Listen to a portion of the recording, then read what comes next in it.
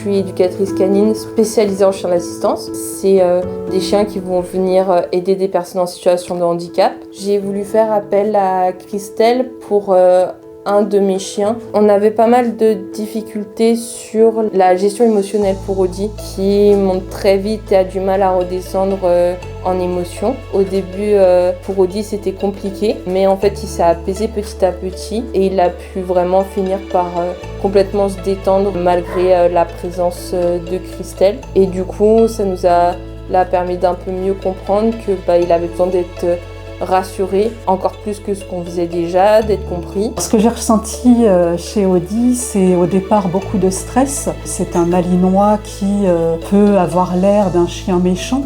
Et en fait, j'ai ressenti aussi beaucoup d'amour et je le sentais très affectueux avec Fanny. Malheureusement, il est pris un petit peu pour ce qu'il n'est pas au fond de lui-même. Donc il m'a dit qu'il était souvent sur ses gardes. En fait, je pense qu'il n'ose pas forcément exprimer ses émotions. On travaille surtout avec des éleveurs, mais ça arrive qu'on travaille avec des refuges. Souvent, on les récupère à 1 an, 2 ans, 3 ans. La communication animale permet justement de pouvoir aller un peu mieux comprendre son passif et justement comme nous, en tant qu'éducateurs, on va pouvoir l'accompagner vers justement le travail qu'il devra faire plus tard ou de ne pas forcer les choses. Si par exemple il a eu des mauvaises expériences avec des enfants, on ne le mettra pas forcément en chien de médiation, par exemple, dans une école. Je me suis souvent rendu compte que quand on communique avec un animal pour une problématique, on en vient souvent au maître. Le fait de trouver un terrain d'entente, un compromis entre